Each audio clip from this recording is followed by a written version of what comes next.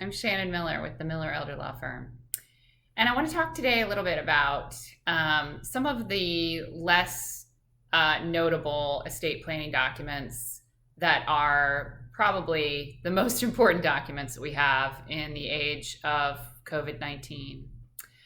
I want to start off by talking about durable powers of attorney, which you've probably heard very much about. They are very important. In fact, in my mind, for most people, the durable power of attorney is the most important document that we draft as attorneys. We know that if you reach the age of 70, that you have an 80 to 85% chance of becoming incapacitated before you die. So what that means for us is that it is very likely that you will need someone to use a durable power of attorney for you if you become incapacitated. And it's likely that that's going to happen. The alternative to a durable power of attorney, if you have not done one, if let's say you have to go on a ventilator and your bills need to be paid, someone would have to go and do a guardianship in order to manage your affairs. There's no alternative. There's no options for loved ones, even spouses, to sign on your behalf unless they have a durable power of attorney document. So the durable power of attorney does become incredibly important. And as we know, with the virus, that you can lose your ability to manage your affairs. And if two spouses are in the same household and they both get sick, and we don't have powers of attorney for secondary decision makers, then there can be a real problem if both of you are unable to manage your affairs. But there are a ton of other reasons why durable powers of attorney are so important. I would say that the most important reason is that many of us do become incapacitated or exploitable when we age. That is becoming more and more apparent in society, that as our brains become less, we have less financial acumen, that we need help.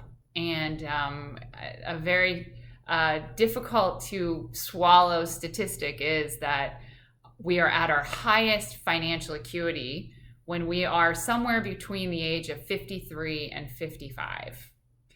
After that, our financial acuity decreases. So we're at our best with making financial decisions when we're in our mid-50s.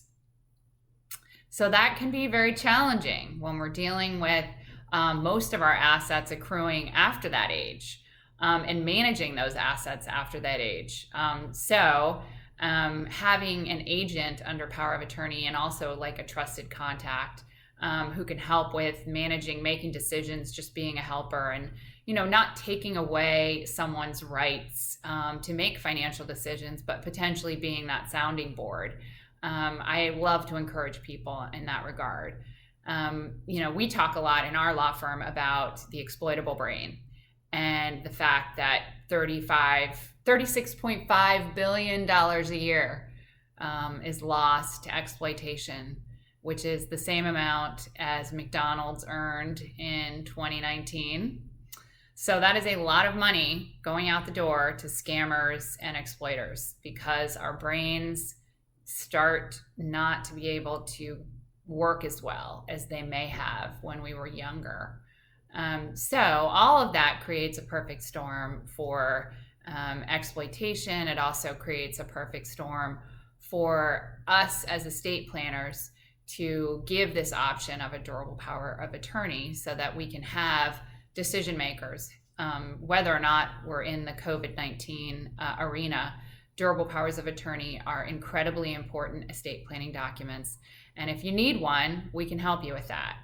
It is something that is not one size fits all. We also use it for Medicaid planning. So if someone needed long-term care, the ability to use that durable power of attorney to make those plans can be invaluable moving forward. I hope this has been informative. If you need more information, please call our office. I'm Shannon Miller with the Miller Elder Law Firm.